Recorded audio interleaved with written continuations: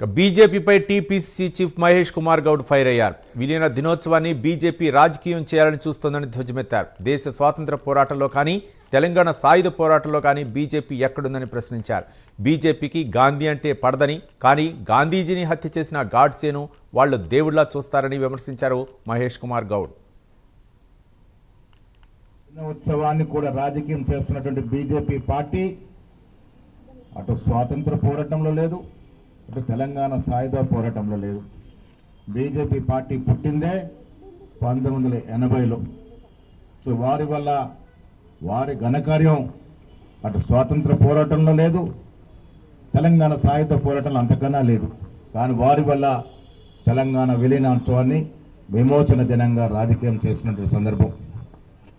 మిత్రులారా, విలీనానికి పాటుపడింది, ప్రాణ త్యాగాలు చేసింది ఆనాడు కాంగ్రెస్ పార్టీ, కమ్యూనిస్టులే. బీఆర్ఎస్ పార్టీ అప్పుడైతే లేనే లేదు. ఇవాళ వాళ్ళు విలీన దినోత్సవాన్ని రాజకీయం చేస్తా ఉన్నారు.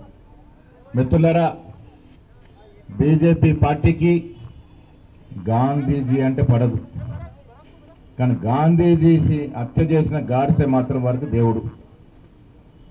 వారికి జనం అవసరం లేదు, చరిత్ర చదవడం అవసరం లేదు, కానీ చరిత్ర తిరగరాయడం మాత్రం అవసరం వాళ్ళకి. ఇవాళ రాజ్యాంగాన్ని తిరగరాయాలని చూస్తున్న ఈ తరుణంలో పాత బీజేపీ నాయకులు బాధపడతా ఉన్నారు. ఈ కొత్త తరం బీజేపీ, మోడీ, అమిత్ షా నేతృత్వం నడుస్తున్న బీజేపీ భారతదేశంలో అన్ని సంస్థలను విలీనం చేస్తూ ఆఖరికి ప్రభుత్వ స్వయం ప్రతిపత్తిక సంస్థలంటే ఎలక్షన్ కమిషన్ ఆఫ్ ఇండియాను కూడా లొంగ తీసుకునే ప్రయత్నం చేస్తూ ఉంది. దాని కారణంగానే ఇవాళ రాహుల్ గాంధీ గారు ఓట్ చోరీ మీద చాలా దీర్ఘంగా సుదీర్ఘంగా పోరాడుతూ ఉన్నారు.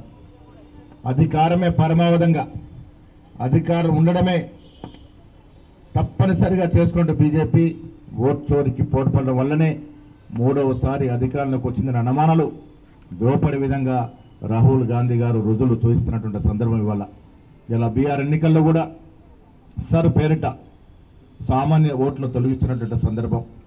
మిత్రులారా, ఇవాళ ఎన్ని రాజకీయాలు చేస్తున్నటువంటి బీజేపీ పార్టీకి ఇవాళ విలీన దినోత్సవ సందర్భంగా తెలంగాణ ప్రజలు బుద్ధి చెప్పాల్సిన అవసరం ఉన్నది.